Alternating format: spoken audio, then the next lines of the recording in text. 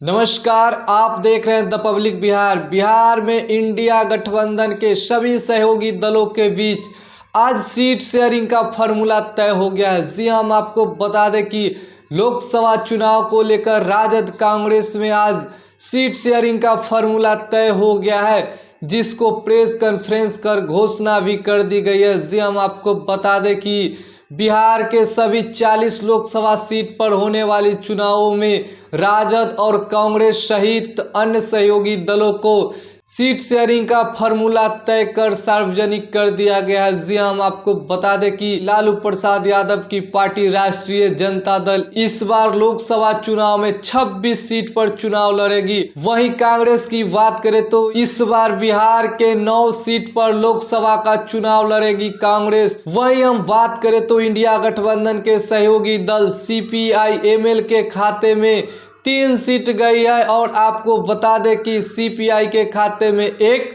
और CPM के खाते में 1 सीट गई है।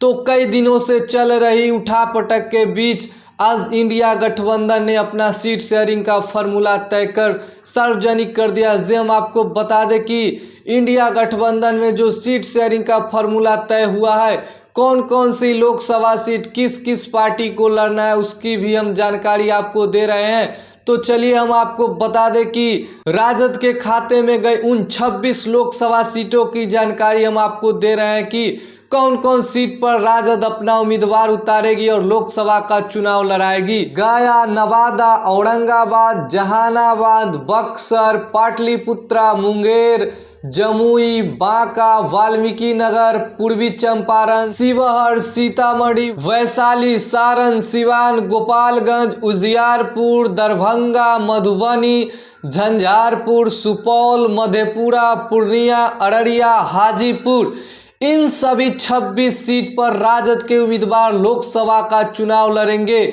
इन सभी 26 सीट राजद के खाते में गई है। तो चलिए और अब हम आपको आगे बता रहे हैं कि कांग्रेस के खाते में गई कौन कौन सी सीट है जिस पे कांग्रेस का उम्मीदवार चुनाव लड़ेंगे।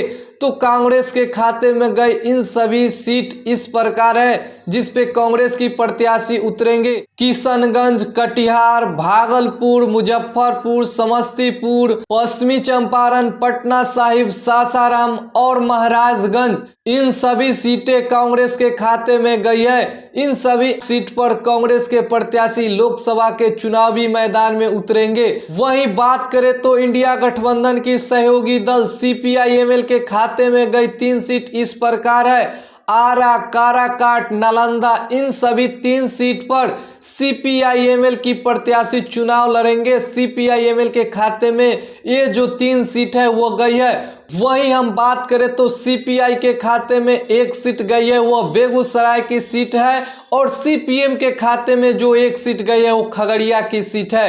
तो हमने आपको सारी 40 सीटों की जानकारी आपके सामने रख दी गई है। इन सभी 40 सीटों में इंडिया गठबंधन के सभी सहयोगी दलों के बीच में आज सीट शेयरिंग का फॉर्मूला तय कर सभी के बीच में सार्वजनिक कर दिया गया है। वही हम बात करें तो पूर्णिया लोकसभा सीट काफी चर्चाएं में बनी हुई थी कई दिनों से। जानकारी के लिए हम आपको बता दें कि पूर्णिया लोकसभा सीट पर पप्पू यादव चुनाव लड़ना चाहते हैं। वहीं सीट शेयरिंग से पहले ही JDU छोड़कर आई विधायक बीमा भारती RJD की सदस्यता ग्रहण करने के बाद लालू प्रसाद यादव ने उनको पूर्णिया लोकसभा सीट से टिकट देकर उम्मीदवार बना दिया है, जिसके बाद काफी राजनीतिक गर्माहट हो गई थी इंडिया गठबंधन में। हम आपको बता दें कि पप्पू यादव अपनी जन अधिकार पार्टी को कांग्रेस में विलय कर पूर्णिया लोकसभा सीट से चुनाव लड़ना चाहते थे, जिसके बाद इंडिया गठबंधन में सीट शेयरिंग की फॉर्मूला तय होने से पहले